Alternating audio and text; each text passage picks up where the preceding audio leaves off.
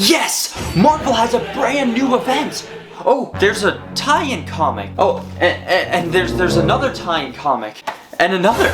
And, oh my god. Please stop with the tie-in comics. Hey, it's Jug. The comic book industry loves their events. It gives the creatives an opportunity to mess with the status quo, though it rarely lasts. And it usually makes the company money. When Marvel and DC first started doing events, they would release a series of issues in chronological order that was easy to follow so that the reader knew this is the event I'm reading and this is the next issue. And these events would typically expose the reader to lesser known characters or new characters that might become beloved characters to them. But over time, the companies began to notice how much money these events bring in and how it can sometimes skyrocket a character's popularity. This, in turn, led to a major change in the comic book industry. Tie-ins, or better yet, forced tie-ins. Now, for those of you who might not know, tie-ins are comics that are not part of the main event, but relate to it in some way. Sometimes the comic can contain information that's necessary to the overall story, and other times the comic has absolutely nothing to do with the overarching plot of the overall story at all, and the comic just has the branding of the event on it so that the comic can sell better and make more money. It's really like Russian roulette for what you get, but it's extremely annoying. The majority of comics have a cool tie-in, kinda like the Morbid Time reference in this one. But sometimes these comics that tie in come at a cost of interrupting the overall flow of the actual story the current author of the comic is trying to tell.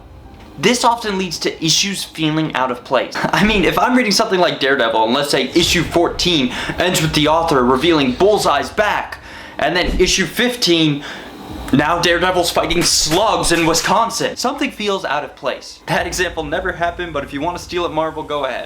Oh my god, there's gonna be the slug invasion of Wisconsin event coming up, and it's all gonna be my fault. But this problem's only compounded when you get to like graphic novels.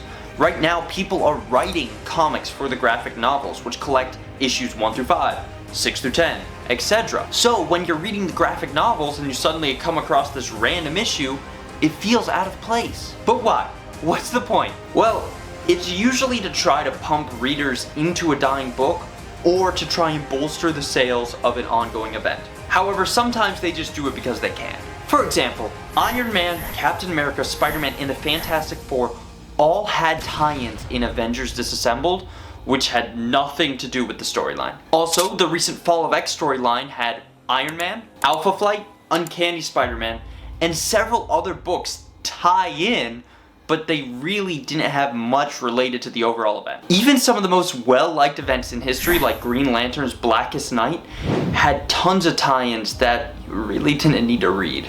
And I just gotta say, I hate it. Look, don't get me wrong, there's times when tie-ins can be used really effectively, like in the 2015 Secret Wars event. That event had tie-ins fleshing out all of Battleworld, showing us what it was like and allowing writers to get creative.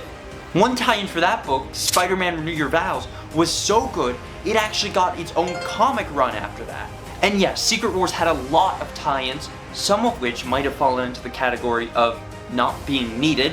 And when you're doing a massive event like that, sometimes you need world building that can't happen in the main issues. However, every single event doesn't need 20 tie-in comics, especially since we're doing at least one event every year. I like events, and when tie-in comics work, I don't mind them.